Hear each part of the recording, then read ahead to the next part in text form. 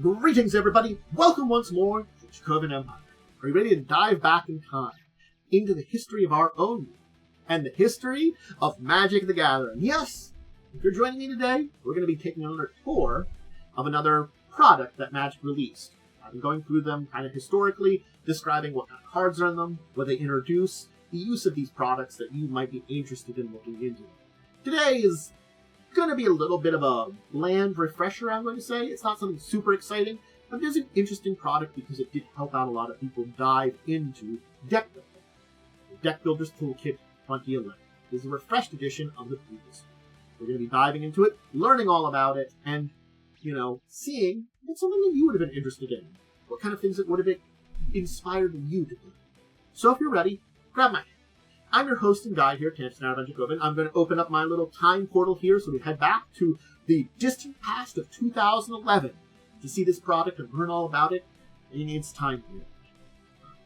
Remember, please, to do a little bit of tip for me. Like, subscribe, and ring the bell over on the YouTube side, and let me know in the comments. You own the Deck Builder's Toolkit.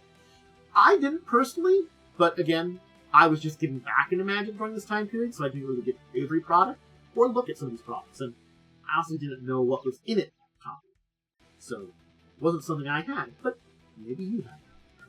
Alright, the time portal's open. If you're ready to go, my hand, I'll lead you there. To the past we go. To 2011! Right. Alright, let's learn about Deck Builder's Toolkit 2011. So, this is actually meant to replace the previous Deck Builder's Toolkit, the first one we got in 2010. It was the original one. It's a box set, and it was released on March 11th, 2011, and had 100 basic lands, 1 of each type, all from M11, and a bunch of fixed cards.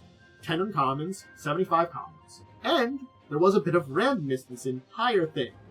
4 out of 11 strategy packs, each with 6 commons and 4 uncommons. And also some booster packs. 4 15-card booster packs from recent sets. So you would end up technically with 4 rares from this entire thing. So there was a little bit of there with booster packs. So here's the thing about it.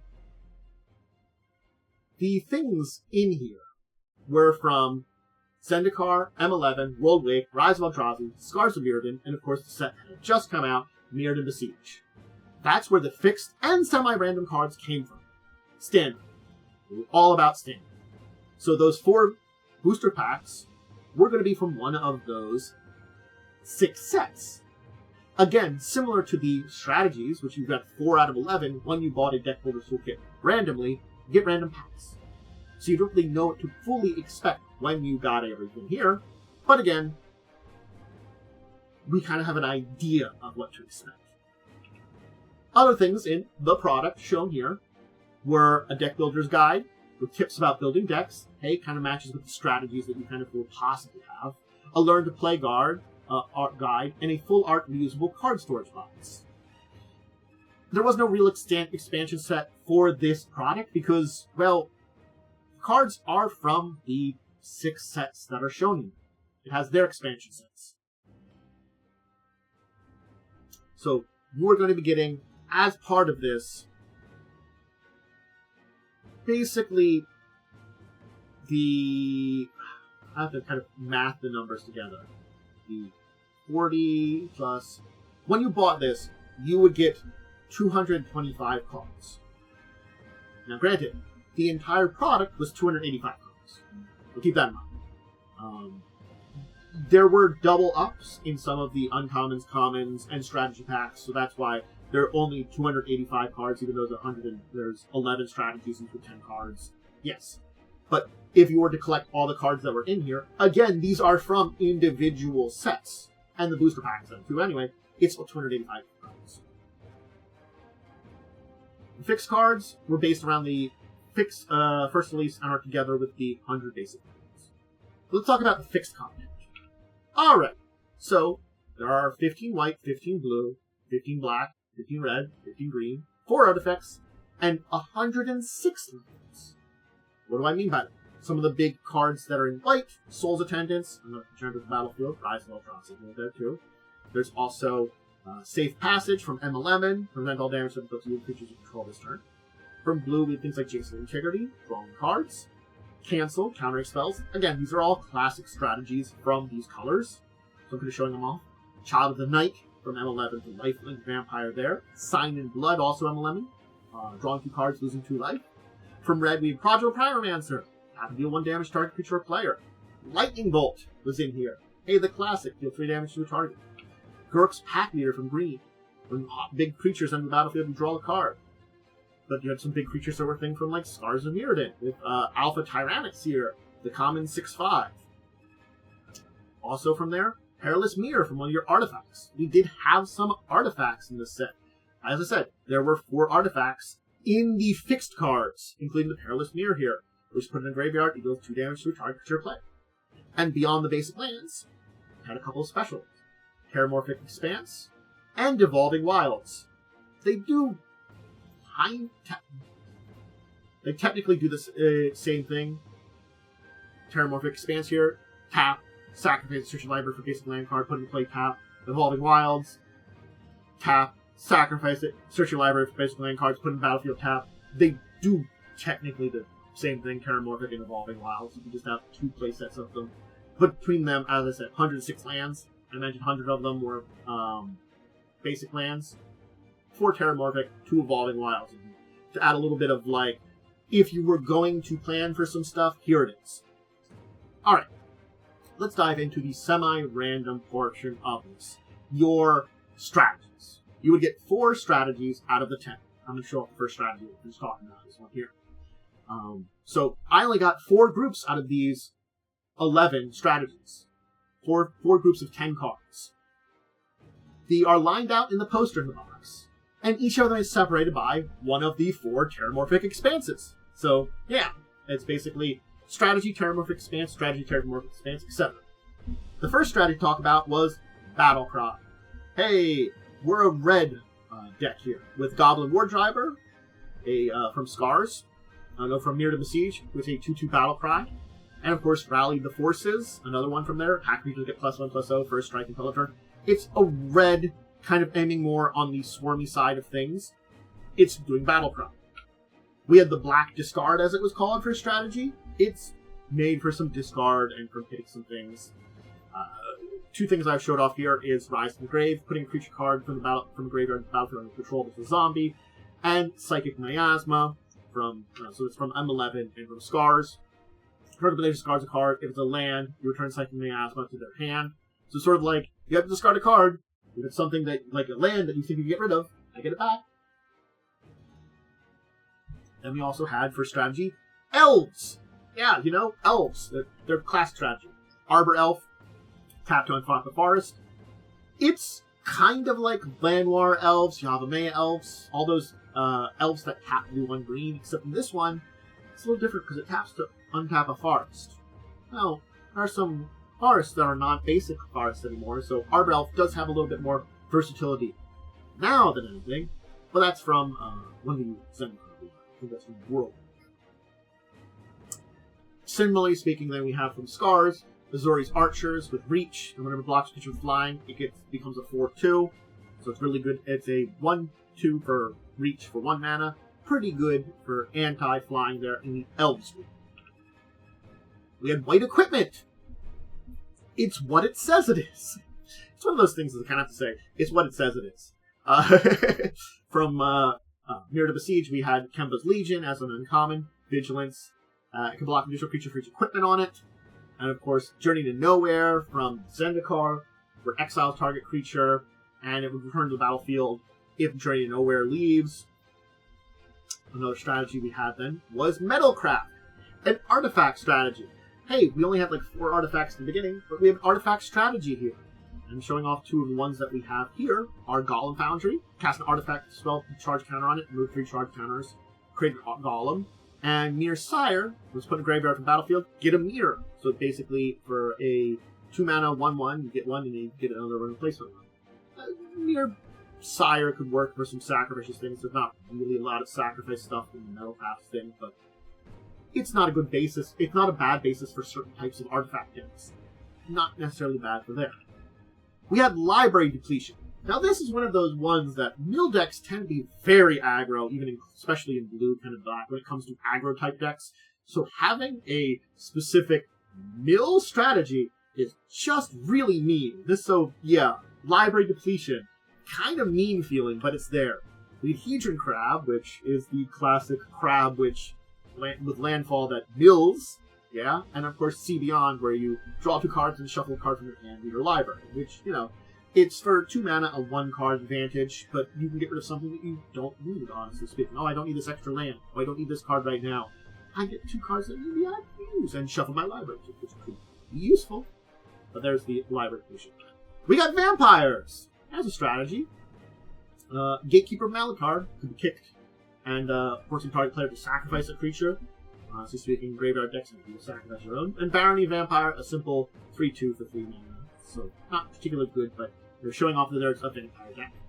We have the white-blue flyer, the blue-white flyers.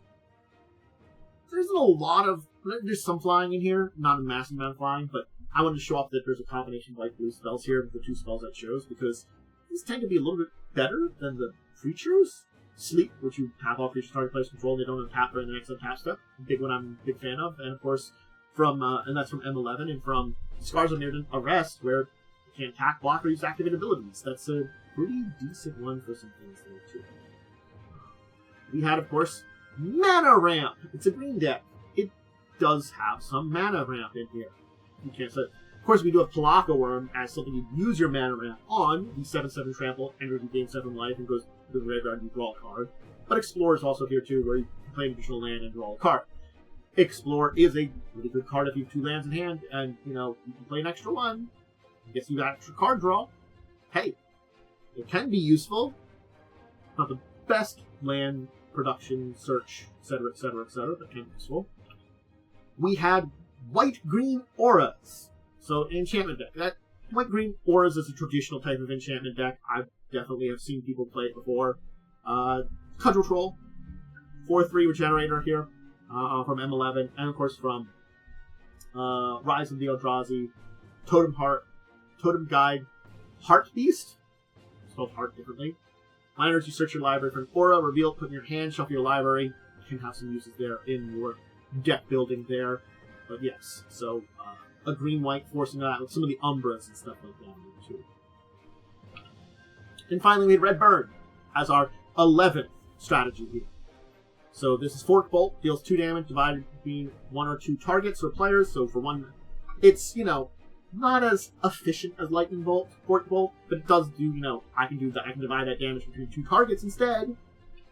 Of course, Arc Runner, which is a 5/1 haste at the beginning of the end step, sacrifice it. It's another ball lightning and stuff like that, Red has had a lot of those type of creatures.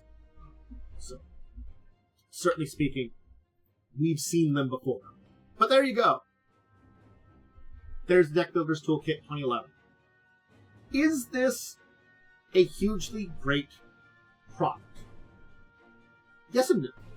I think that's the thing about the Deck Builder's Toolkit 2011, is it's not the fanciest thing. And you can still get them. They're kind of expensive now, used. Let's see what the original price is. I don't have an original price that I was able to find before, and I'm just quickly looking up again. I can't find one right now very easily. But you can still get them, but they're because they're so old at this point in time, even if they're not really super valuable. You do have some packs. You do have 4 older packs. So they do have some value, technically. Anyway, let's talk about it just a little bit as a product and what it means here. Well, you got 4 rares for your product. Sure. Cool. You got a lot of uncommons, commons. The big thing here is this is a very beginner product. Why? Well, teaching you to play, teaching you strategies. As much as I kind of mock things like the library depletion strategy, these are 4 different strategies for gameplay. A lot of general cards for colors. If I would be combining 2 of these strategies and a couple cards with matching colors, I can come up with a deck. I could do straight red and have Battle Cry and, let's say, Red Burn. 20 cards there, 15 cards from 5 red, the artifacts, and, you know, I'm almost a 60-card deck right there. And a couple of cards maybe from those packs. This is built to allow you to build decks and strategies and learn stuff. And they do reflect a lot on strategies and deck building that existed in sets here. That's the thing. These strategies do reflect the sets that were out at the time. I can't lie about that. In the Zendikar block, you certainly have your library depletion. Elves have always kind of been around in all these sets. Battle Cry from the latest Mirrodin block, the Scars block. Light Equipment, again, that's very Zendikar. Each of these does, so Light Equipment and Auras. All these reflect on these sets that are in here. M11, the 3 sets of the Wars Zendikar block, Scars of Mirror, Mirror Besiege. All these are reflected in the strategies very heavily. So the thing is, if I was to kick the standard, I was new to Magic, I wanted to check out stuff. I wanted 100 basic lands. This isn't bad. This is not a bad product to give someone to help teach them to play, teach them strategies, and to teach them deck building. I think that's exactly what it says it is. And yeah, I don't think it's perfect, but this isn't bad. This feels like a pretty good start. And so it's definitely something to reflect upon as a pretty interesting product. And there are more deck builder toolkits out there, and we will talk about them. Maybe they aren't the most fancy, special things ever, because, again, they're pretty basic in a lot of ways. But I think they do have some good use. So we will visit them, we'll talk about them, and, you know, we'll learn about it as we go.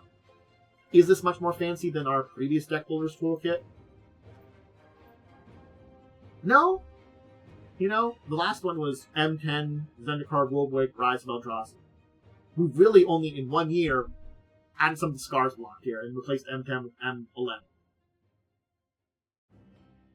Added a few different things, changed around a few of the strategies, things like that.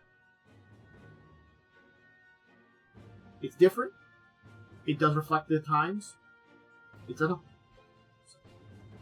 interesting thing to talk about. And I'm glad, I hope you enjoyed learning about it. And we'll leave that there. Deck Builder Toolkit 2011. Not anything really deep to talk about. Not really necessarily really fancy. But an interesting one to talk about nonetheless. If you want to join me for more of my stuff that I do, either here on YouTube or Twitch, hey, make sure to check me out. If you're over on the Twitch side of things, I do some gameplay with friends, myself, you know, variety gaming.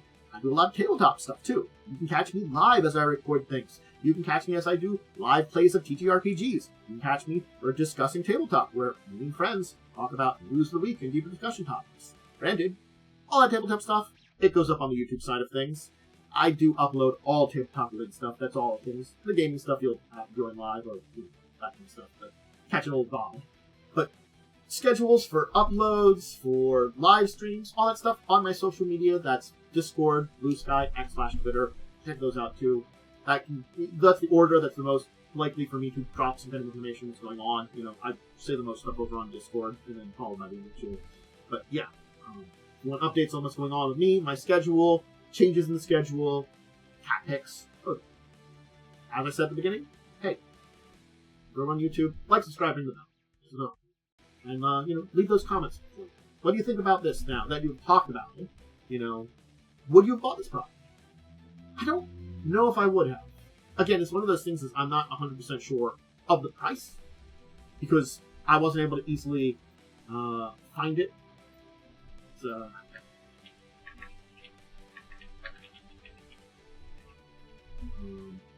as I'm trying to look it up,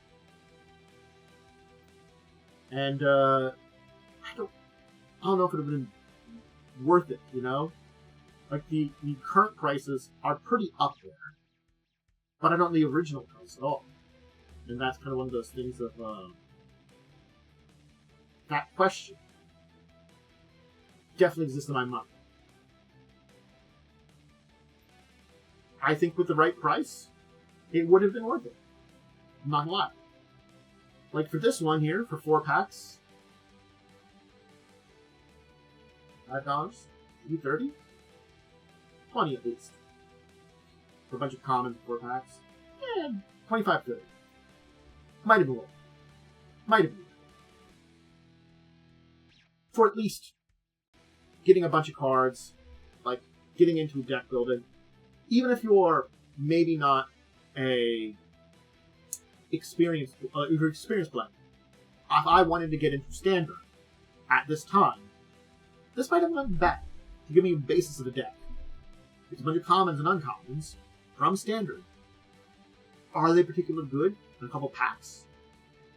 You're not going to have the best deck, but you could probably build something basic out of it and get started and understand the strategies. It's not necessarily a unfriendly to a tournament. But anyway, I'm getting digressed there. Everybody, digressed, distracted. Have a great rest of your day. I hope you enjoyed all this. And until the next time we hang out, talk about Magic history or something else other tabletop related, whether RPGs or otherwise, I bid all of you out there a deep and wonderful farewell.